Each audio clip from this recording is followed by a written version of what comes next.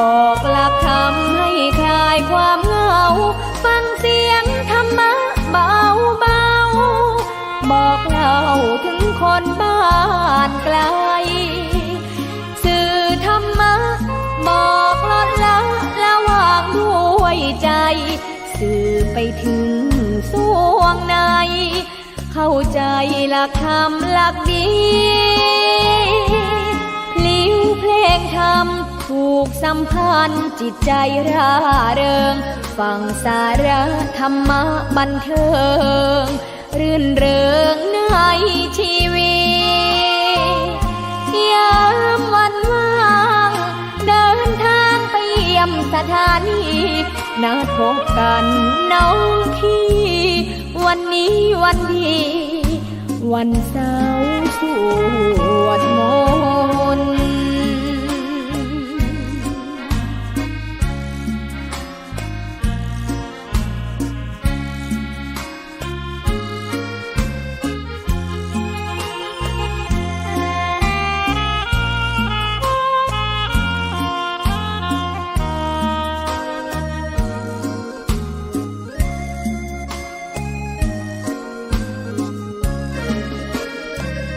เสียงคลื่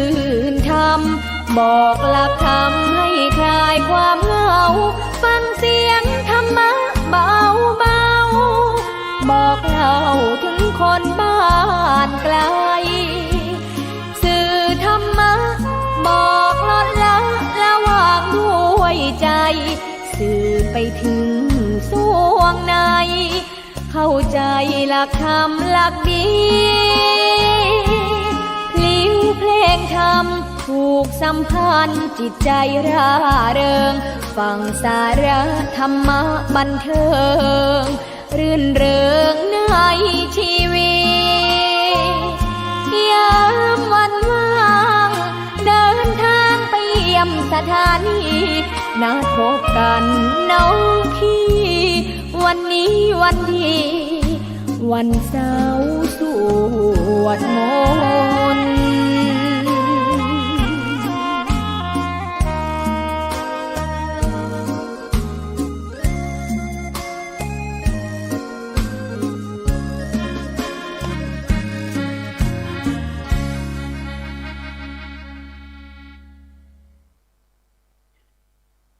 นะโมตัสสะภะคะวะโตอะระหะโตสัมมาสัมพุทธัสสะขอความนอบน้อมจงมีแด่องค์สมเด็จพระบรมศาสดาสัมมาสัมพุทธเจ้าพระธรรมและพระอริยสงฆ์สาวกทั้งหลายขอเจริญพรกับคณะศรัทธาญาติโยมสาธุชนทุกท่านวันนี้อาตมาภาพก็จะได้นำเอาเรื่องพระมหากัจจายนะเถระอันมีมาในคัมภีร์อรรถกถาธรรมบทขุทกานิกายอรหันตวรรคแห่งสุตตันตปิฎกมาอธิบายชี้แจงแสดงให้กับคณะศรัทธาญาติโยมสาธุชนทุกท่านดำเนินความว่าสัทธาปุพาราเมวิหารันโตสมัยหนึ่งสมเด็จพระบรมศาสดาเสด็จประทับพระอิริยาบถอยู่ณวัดบุพารามมหาวิหารกรุงสาวัตถีครั้งนั้นพระองค์ทรงแสดงพระธรรมเทศนาโปรดภิกษุทั้งหลายโดยทรงปรารภพระมหากัจจายนะเถระให้เป็นอุบัติเหตุซึ่งมีเรื่องเล่าดังต่อไปนี้เอกัสสมิงหิสมะเยสัทธาก็ในวันมหาปวารณาออกพรรษาสมัยหนึ่งสมเด็จพระบรมศาสดาล้วนแต่พระมหาสาวกห้อมล้อมเป็นพุทธบริวารประทับนั่งอยู่ภายในมหาปราสาทของมหาอุบาสิกาวิสาขาผู้มิครมารดาก็สมัยนั้นพระมหากัจจายนะเถระไปอยู่ที่อวันตีชนบท ด้วยปกติท่านพระมหาเถระนั้นแม้ถึงจะมาแต่ที่ไกลก็ย่อมใคร่ต่อการฟังธรรมเพราะฉะนั้นพระมหาเถระทั้งหลายที่ตามเสด็จสมเด็จพระบรมศาสดาไปนั้นเมื่อนั่งจึงเหลืออาสนะไว้ที่หนึ่งเพื่อพระมหากัจจายนะเถระท้าวสักกะเทวราชผู้จอมเทวดาพร้อมด้วยพุทธบริษัทก็ได้เสด็จมาจากเทวโลกชั้นสองทรงบูชาสักการะสมเด็จพระบรมศาสดาด้วยของหอมและดอกไม้เป็นต้นอันเป็นทิพย์แล้วประทับยืนตรวจดูอยู่ครั้นมิได้ทอดพระเนตรเห็นพระมหากัจจายนะเถระก็ทรงพระดำริว่าเหตุไรหนอพระผู้เป็นเจ้าของเราจึงไม่มาปรากฏในสมาคมนี้ก็ถ้าพระผู้เป็นเจ้าจะพึงมาก็จะเป็นการดีนักหนาฝ่ายพระมหากัจจายนะเถระได้มาแสดงตนให้ปรากฏนั่งอยู่บนอาสนะของตนในขณะนั้นทันทีท้าวสักกะเทวราชจอมเทวดาพอทอดพระเนตรเห็นพระมหาเถระเท่านั้นก็เสด็จเข้าไปใกล้ทรงจับข้อเท้าทั้งสองของพระเถระไว้อย่างแน่นแล้วตรัสว่าพระผู้เป็นเจ้าของข้าพเจ้ามาถึงแล้วหนอข้าพเจ้าหวังอยากให้พระผู้เป็นเจ้ามาอยู่นั่นเทียวเอาพระหัตถ์ทั้งสองบีบเท้าถวายพระเถระและบูชาสักการะด้วยของหอมและดอกไม้ทิพย์ถวายนมัสการแล้วได้ประทับยืนอยู่ณที่สมควรส่วนข้างหนึ่งภิกขุอุชฌายิงสุภิกษุทั้งหลายครั้นเห็นการกระทำของท้าวสักกะเทวราชดังนั้นจึงพากันกล่าวโทษว่าท้าวสักกะ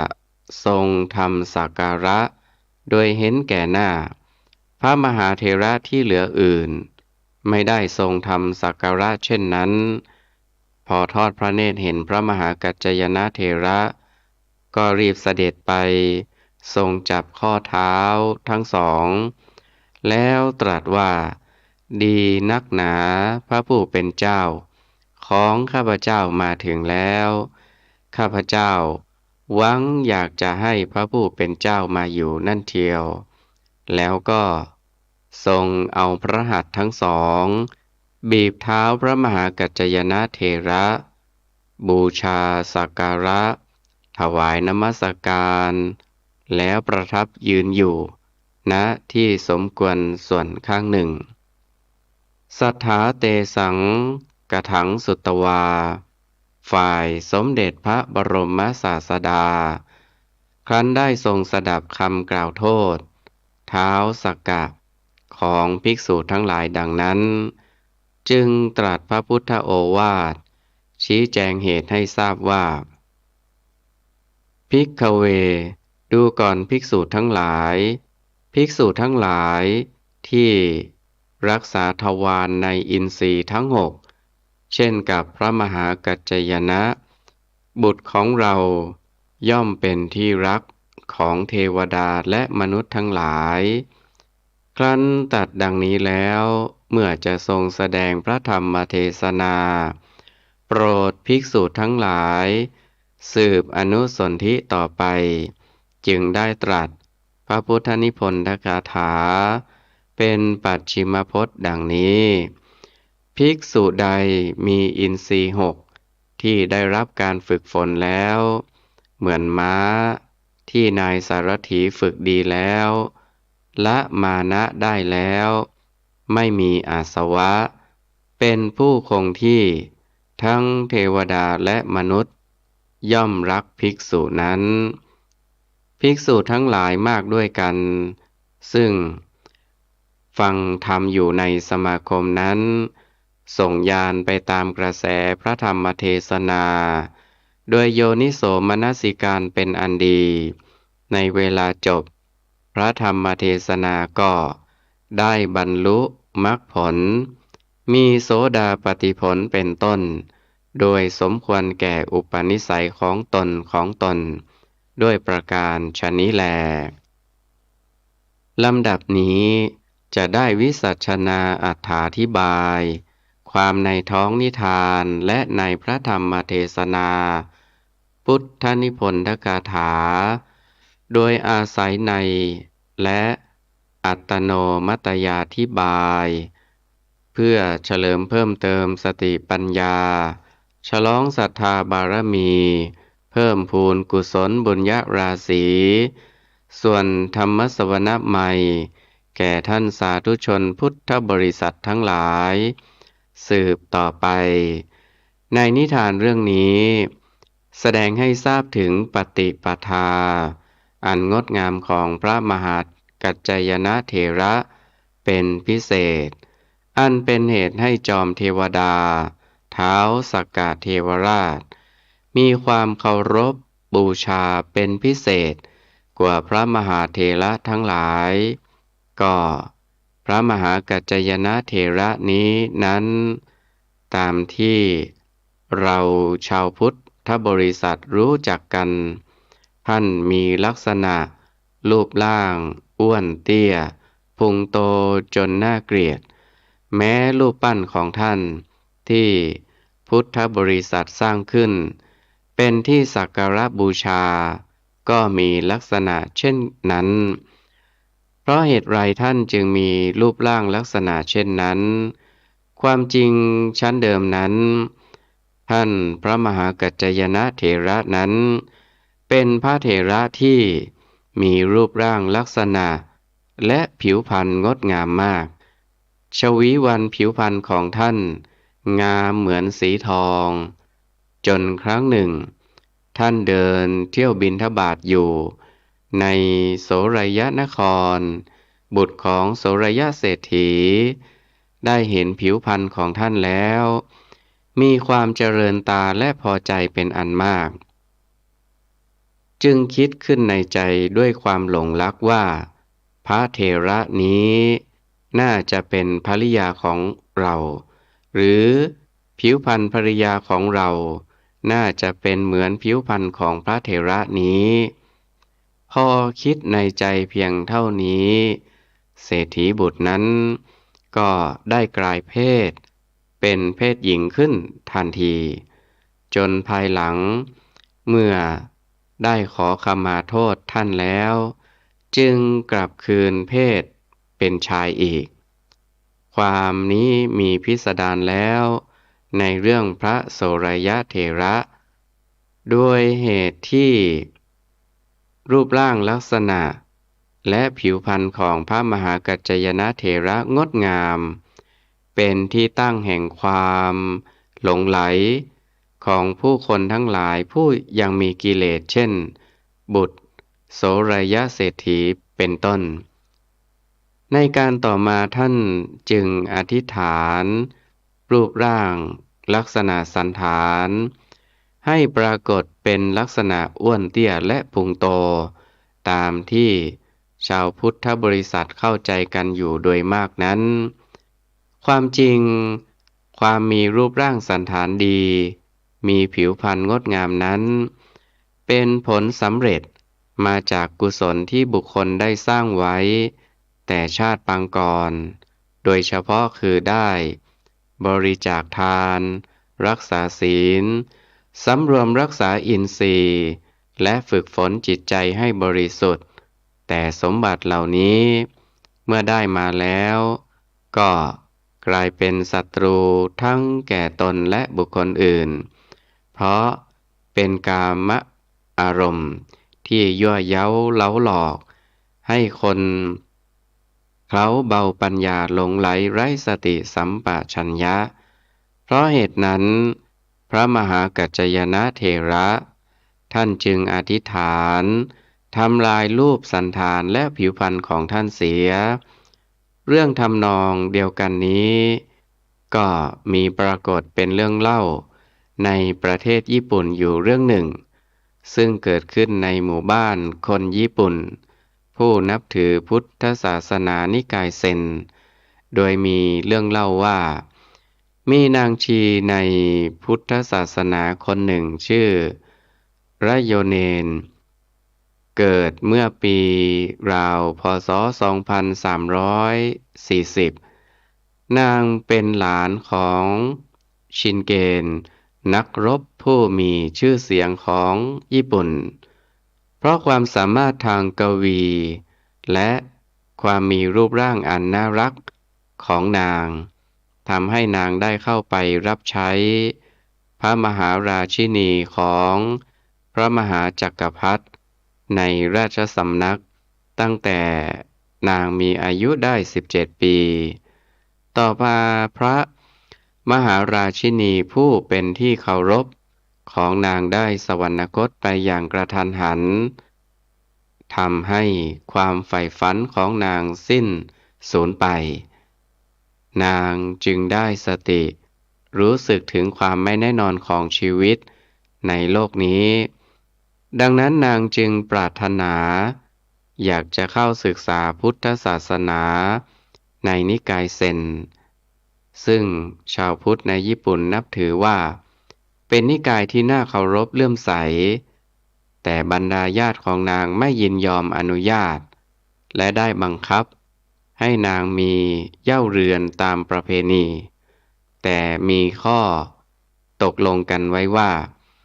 จะอนุญาตให้บวชชีได้ในเมื่อนางได้กำเนิดแก่บุตร3 คนแล้วนางจึงยินยอมตกลงทำตามคำร้องของญาติเมื่อนางมีอายุยังไม่ถึง25 ปีนางก็มีบุตรครบ3 คนตามข้อตกลงดังนั้นสามีและญาติของนางจึงไม่อาจเหนี่ยวรั้งความปรารถนาของนางไว้ได้นางโกนผมใช้ชื่อว่าระโยเนนซึ่งหมายความว่าผู้สำนึกอย่างชัดแจ้งแล้วนางก็ออกเดินธุดงค์นางเดินทางมาถึงเมืองอิโตะพอให้และก็ขอให้ท่านเต็ตสุเกียวรับนางเป็นศิษย์เมื่อท่านอาจารย์มองดูนางเพียงครั้งเดียวก็บอกปฏิเสธไม่ยอมรับนางเป็นศิษย์เพราะเหตุที่นางสวยเกินไประโยเนนจึงได้ไปหาอาจารย์อื่นอีกชื่อฮากุโอะท่านอาจารย์ฮากุโอะนั้นก็ปฏิเสธนางด้วยเหตุผลเช่นเดียวกันนี้โดยพูดว่าความงามของนางมีแต่จะทำความลำบากให้เกิดขึ้นระโยเนนเห็นว่าความสวยงามของร่างกายเป็นเครื่องกั้นประตูตัวเองจึงได้หาแท่งเหล็กร้อนมาแล้วนาบลงบนใบหน้าของตนเองความงามของนางจึงได้สูญสิ้นไปตลอดชีวิตแต่บัดนั้นและท่านอาจารย์ฮากุโอะก็ตกลงรับนางไว้เป็นศิษย์คนหนึ่งต่อไปเพื่อเป็นบันทึกความจำในชีวิตนางได้เขียนคำโครงไว้ด้านหลังกระจกเล็กๆว่าเมื่อรับใช้อยู่ในพระมหาราชินีข้าพเจ้าได้เผาเครื่องอบและเครื่องแต่งตนแต่งตัวอันสวยงามของข้าพเจ้าบัดนี้เป็นเหมือนยาจกผู้ไร้บ้านเรือนข้าพเจ้าเผาหน้าของข้าพเจ้า เพื่อเข้าวัดเซนการที่แม่ชีระโยเนนนั้นเผาหน้าตนเองก็เหมือนกับท่านพระมหากัจจยนะเถระอธิษฐานทำลายรูปร่างของตนเองต่างแต่ระโยเนนนั้นไม่มีฤทธิ์ต้องอาศัยเหล็กแดงเข้าช่วยเท่านั้นส่วนการกระทำเพราะเหตุที่มีร่างกายสวยงามแต่เกิดเป็นศัตรูแก่ตนและบุคคลอื่นเช่นเดียวกันนี้ก็แสดงให้เห็นว่าพุทธศาสนาคือคำสอนของพระพุทธเจ้าที่แท้นั้นแม้จะตกลงไปอยู่ในมุมโลกส่วนไหนก็ตามก็ยังเหมือนกันอยู่ซึ่งเปรียบด้วยกับธาตุทองคำจะตกไปอยู่ณที่ไหนหรือจะเปื้อนเปรอะไปด้วยมลทินอย่างไรก็ตามเมื่อผู้มีดวงตาแล้วก็จะเห็นเป็นทองคำธรรมชาติอยู่เสมอส่วนพระมหากัจจยนะเถระนี้นั้นตามปกติประชาชนพุทธบริษัททั้งหลายเคารพเลื่อมใสท่านไม่ใช่แต่ประชาชนคนสามัญเท่านั้นแม้เทวดามีท้าวสักกะเทวราชผู้จอมเทวดาเป็นต้นก็เคารพเลื่อมใสท่านเป็นพิเศษดังจะเห็นในนิทานเรื่องนี้สมัยเมื่อสมเด็จพระบรมศาสดาพร้อมด้วยพระมหาสาวกชั้นผู้ใหญ่เสด็จไปโปรดนางวิสาขามหาอุบาสิกาณภายในมหาปราสาทของนางในวันมหาปวารณาออกพรรษาครั้งหนึ่งซึ่งมีพระมหากัจจยนะเถระรวมอยู่ด้วยก็ปรากฏว่าท้าวสักกะเทวราชผู้จอมเทวดาได้ทรงทำสักการะบูชาท่านพระมหาเถระเป็นพิเศษทรงแสดงความนับถือจนถึงทรงบีบนวดเท้าถวายเพราะท่านเดินทางมาแต่ที่ไกลจนเป็นเหตุให้ภิกษุทั้งหลายพากันกล่าวโทษท้าวสักกะเทวราชว่าเป็นผู้ทรงทำการสักการะบูชาโดยเห็นแก่หน้าเพราะมิได้ทรงกระทำแก่พระมหาเถระอื่นๆในทำนองเดียวกันสมเด็จพระบรมศาสดาผู้เป็นบรมครูของเทวดาและมนุษย์ทั้งหลายเมื่อจะทรงแก้ความสำคัญผิดของภิกษุทั้งหลายจึงได้ตรัสชี้เหตุว่าดูก่อนภิกษุทั้งหลายภิกษุที่รักษาทวารในอินทรีย์ทั้งหกเช่นอย่างพระมหากัจจยนะบุตรของเราย่อมเป็นที่รักของเทวดาและมนุษย์ทั้งหลายตามพระพุทธโอวาทนี้มิได้ทรงตำหนิว่าท้าวสักกะเทวราชทรงเห็นแก่หน้าหรือเลือกที่รักผลักที่ชังแต่ทรงแสดงถึงเหตุที่ให้บังเกิดผลเช่นนั้นว่าไม่ว่าใครทั้งสิ้นถ้าเป็นผู้รักษาทวารในอินทรีย์ทั้งหกเป็นอย่างดีเหมือนอย่างพระมหากัจจยนะเถระแล้วก็ย่อมจะอำนวยผลให้เป็นที่รักของเทวดาและมนุษย์ทั้งหลายโดยทั่วไปเหมือนกันการสำรวมรักษาทวาร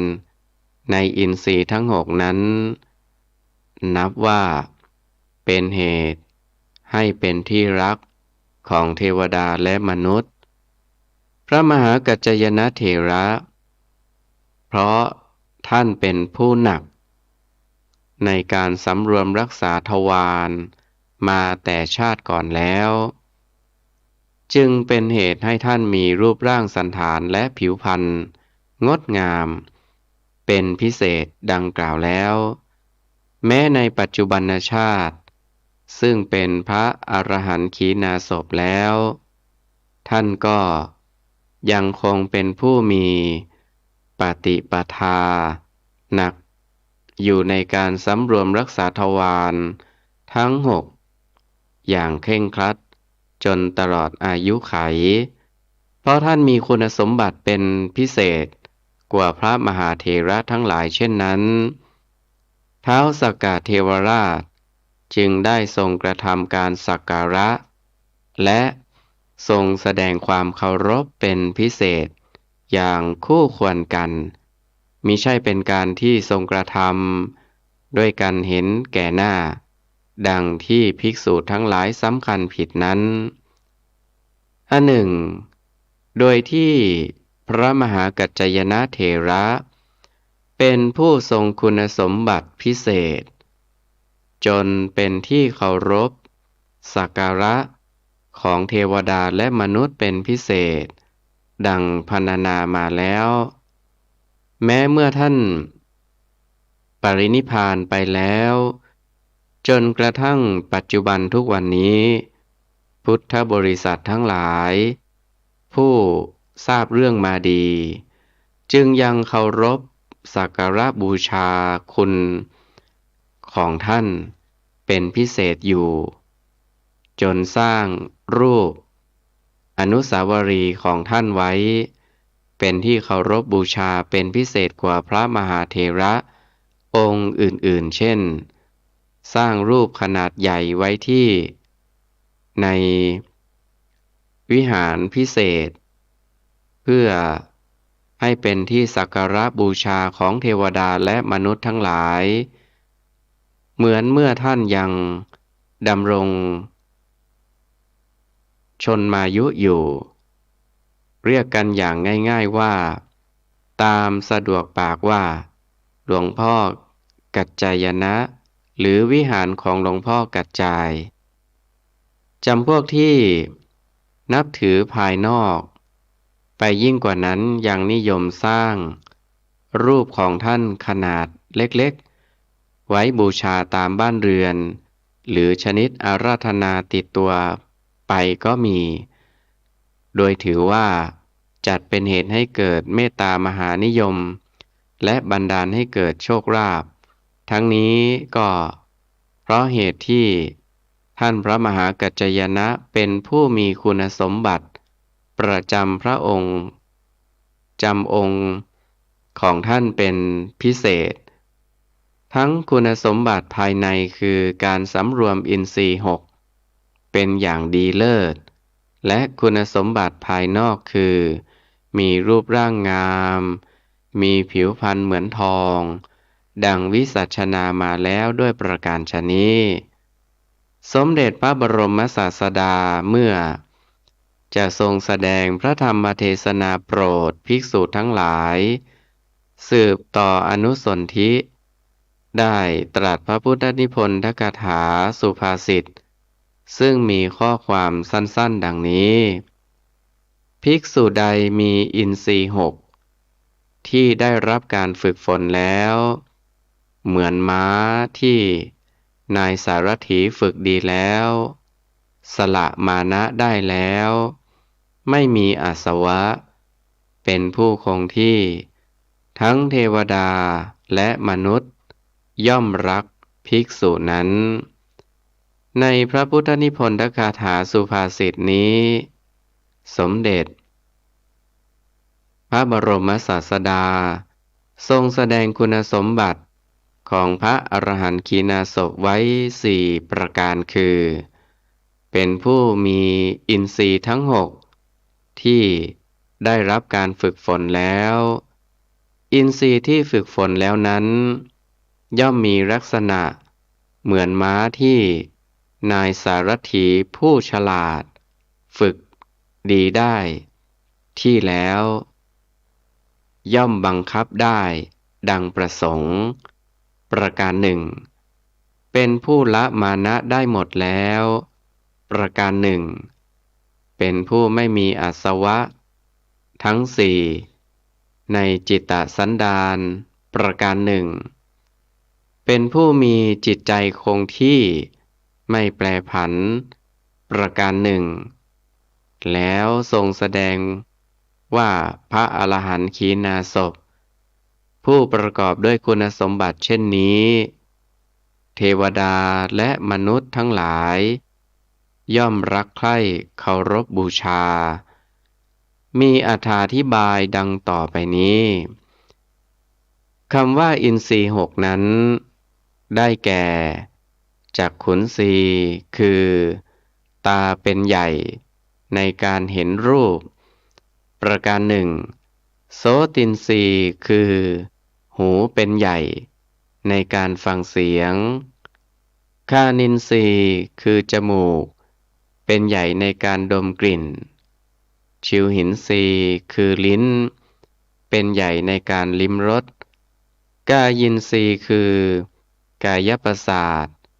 เป็นใหญ่ในการสัมผัสกับสิ่งที่เย็นร้อนอ่อนแข็งประการหนึ่งมนินทรีย์คือใจเป็นใหญ่ในการรู้ธรรมารมณ์ประการหนึ่ง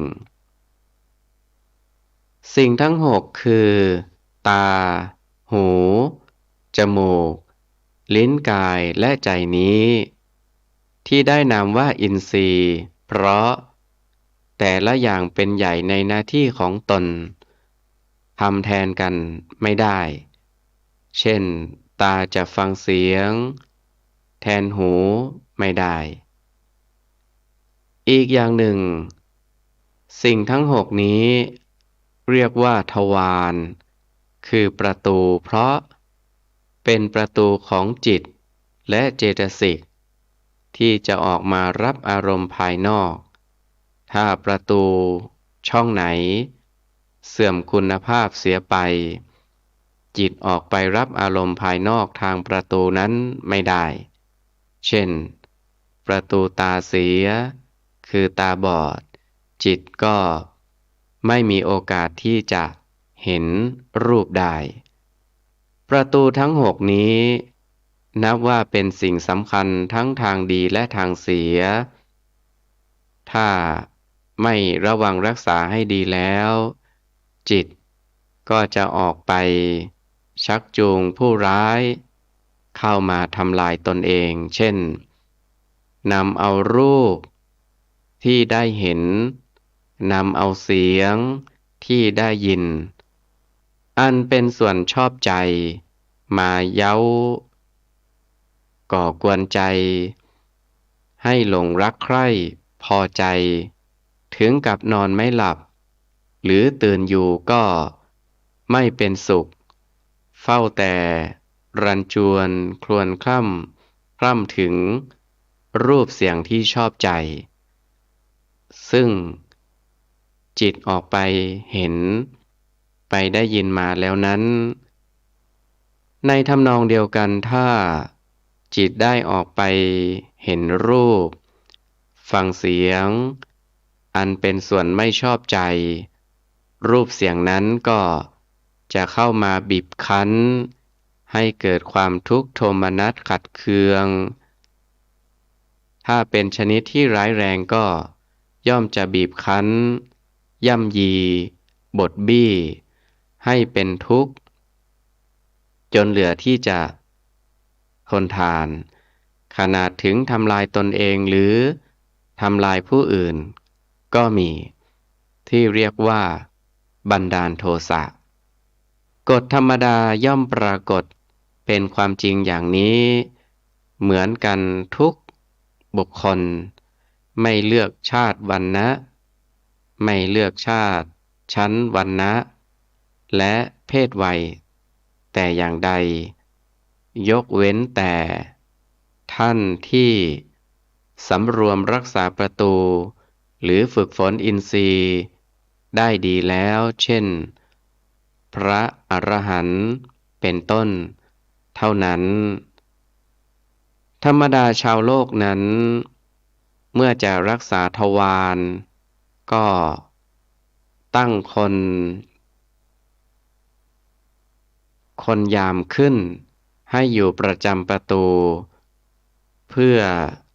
สำรวจตรวจค้นคนที่เข้าออก คนยามประตูนั้นย่อมอนุญาตคนที่ควรออกให้ออก คนที่ควรเข้าให้เข้า เมื่อเป็นเช่นนี้ คนคิดคดทรยศมุ่งจะทำลายทั้งอยู่ภายในและอยู่ภายนอก ย่อมไม่มีช่องโอกาสที่จะทำลายตามที่คิดร้ายไว้นั้น แต่ถ้าไม่มีคนยามประตู ประจำประตูหรือมี แต่รักษาไม่รัดกุม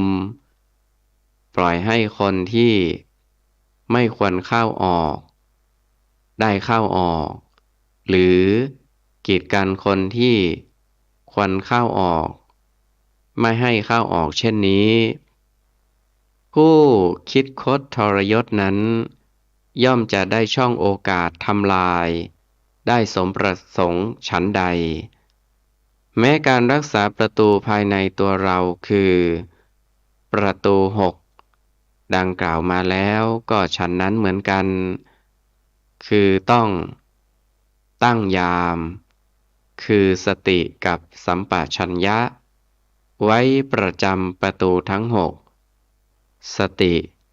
ทำหน้าที่กำหนดดูอารมณ์ที่ผ่านเข้ามาทางประตูทั้งหก สัมปชัญญะทำหน้าที่ตรวจพิจารณาอารมณ์นั้นๆว่า ควรให้เข้าหรือไม่ให้เข้าประการใด และต้องใช้วิริยะคือ ความเพียรเป็นผู้คอยบังคับคนยาม คือสติกับสัมปชัญญะ ให้ทำหน้าที่ทำงานตามหน้าที่เป็นนิจ ไม่ให้หลบหนีหรือหลับยาม การพยายามใช้สติสัมปชัญญะ คอยกำหนดพิจารณาดูอารมณ์ที่อินทรีย์หรือประตูทั้งหกอยู่เสมอๆทุกขณะที่ตาจะดูรูป หูจะฟังเสียง จมูกจะดมกลิ่น ลิ้นจะลิ้มรส กายจะสัมผัสกับเย็นร้อนอ่อนแข็ง ใจจะรู้ธรรมารมณ์ นับเป็นจำนวนวันจำนวนเดือนหรือจำนวนปี ขณะที่พยายามกระทำอยู่อย่างนั้น เรียกว่า ฝึก คืออยู่ในระยะการฝึกฝน การฝึกฝนอยู่โดยทำนองนี้นานๆ นับเป็นวัน เป็นเดือน เป็นปี นี้เรียกว่า เจริญพระกรรมฐาน ตั้งแต่สมถกรรมฐาน จนถึงวิปัสสนากรรมฐาน เมื่อฝึกอยู่นานๆ หรือเจริญกรรมฐานนานๆ สติสัมปชัญญะก็จะเกิดความชำนาญ เมื่อชำนาญแล้ว เขาก็จะกำหนดรู้เท่าทันกับอารมณ์ ว่าอารมณ์อย่างไหนเป็นคุณและเป็นโทษ หรืออีกในหนึ่งเรียกว่า รู้แจ้ง อารมณ์ตามความเป็นจริง เมื่อถึงขั้นนี้ อารมณ์ทั้งหลายก็จะล่อหลอกไม่ได้ เหมือนคนคิดร้าย หลอกยามประตูเข้าไปทำลายไม่ได้ฉะนั้น เมื่อรักษาประตูที่อินทรีย์ได้ดีจนอารมณ์ร้ายล่วไหลไม่ได้ สติสัมปชัญญะชำนาญ เกิดความว่องไวแก่กล้าขึ้นได้ที่แล้ว ชื่อว่า ฝึกฝนสำเร็จแล้ว เป็นแล้ว ได้ที่แล้ว อินทรีย์หกที่ฝึกฝนแล้ว เป็นแล้ว ได้ที่แล้วก็จะเป็นเหมือนม้าที่นายสารถีผู้ฉลาดฝึกดีแล้ว ย่อมจะนำรถไปสู่ทิศที่ประสงค์ได้สมปรารถนาม้าย่อมไม่พยศไม่โกงไม่ลากรถออกนอกทางบุคคลที่มีอินทรีย์หกที่ได้รับการฝึกฝนดีแล้วด้วยสมถะวิธีและวิปัสสนาวิธีอันมีมาในดังที่แสดงมาโดยสังเขปนั้นจิตก็จะไม่พยศไม่คดไม่โกงย่อมจะนำชีวิตประจำวันไปในทางอันปลอดภัยจนกว่าจะถึงจุดหมายปลายทางคืออมตะมหานิพพานด้วยประการฉะนี้นี้เป็นอธิบายคุณสมบัติของพระอรหันต์ข้อที่หนึ่งคำว่ามานะได้แก่การถือตัวหรือความสำคัญผิดเช่นสำคัญตนว่าดีกว่าเขาหรือเสมอเขาหรือเลวกว่าเขาเป็นต้นเป็นกิเลสเหมือนกับโลภะเพราะ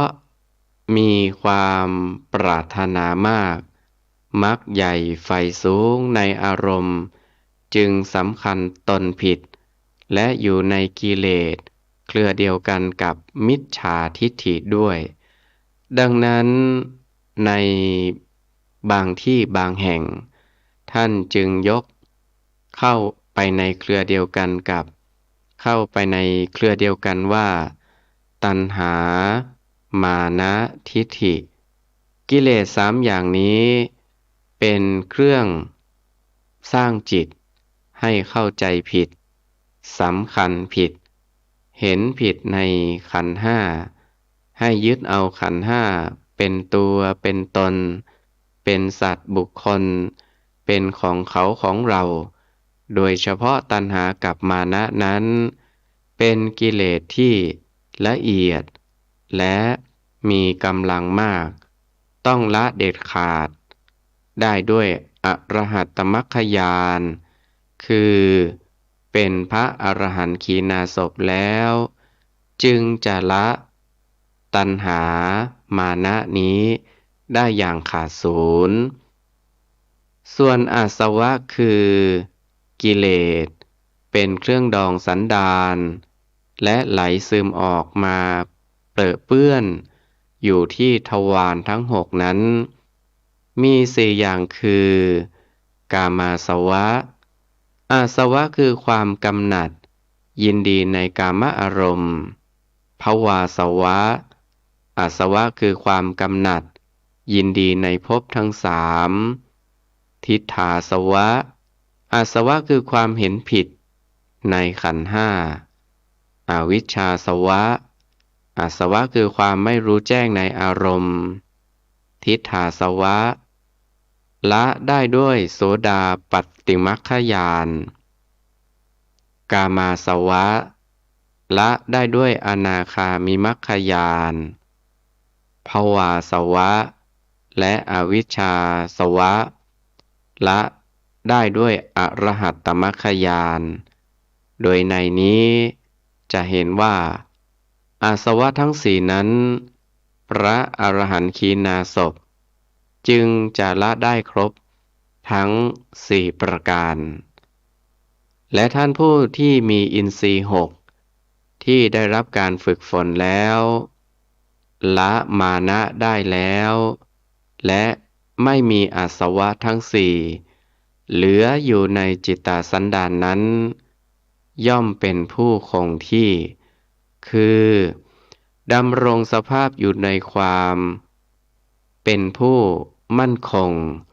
ไม่เอ็นเอียงไปในทางขวาสุดและทางซ้ายสุดในทางสูงหรือในทางต่ำเพราะเป็นผู้รู้แจ้งในอารมณ์ทั้งปวงตามความเป็นจริงอารมณ์ทั้งหลายจึงไม่มีอำนาจ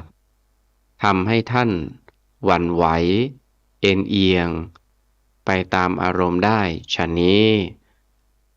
ด้วยเหตุดังได้พรรณนามานี้ สมเด็จพระบรมศาสดาจึงได้ตรัสสอนภิกษุทั้งหลายด้วยทรงปรารภปฏิปทาของพระมหากัจจายนะเถระให้เป็นเหตุว่า ภิกษุใดมีอินทรีย์หกที่ได้รับการฝึกฝนแล้ว เหมือนม้าที่นายสารถีฝึกดีแล้วละมานะได้แล้ว เป็นผู้คงที่ทั้งเทวดาและมนุษย์ย่อมรักภิกษุนั้น ซึ่งมีอรรถาธิบายดังได้พรรณนามาด้วยประการฉนี้ดังนั้นวันนี้อาตมาภาพก็ได้นำเอาเรื่อง พระมหากัจจายนะเถระมาอธิบายชี้แจงแสดงให้กับญาติโยมสาธุชนทุกท่านก็สมควรแก่เวลาขออ้างเอาคุณพระศรีรัตนตรัยคือคุณของพระพุทธเจ้าคุณของพระธรรมคุณของพระอริยสงฆ์ตลอดจนบุญกุศลที่ญาติโยมสาธุชนทุกท่านได้บำเพ็ญสั่งสมมาจงเป็นตบะเป็นเดชะเป็นภลวะปัจจัยหนุนนำให้กับญาติโยมสาธุชนทุกท่านจงประสบแต่จตุรพิธพรชัยสี่ประการกล่าวคือมีอายุวันนะสุขะภาละปฏิภาณธนสารสมบัติมีความสุขกายสุขใจเจริญในธรรมะขององค์สมเด็จพระสัมมาสัมพุทธเจ้าทุกท่านทุกคนเทอญ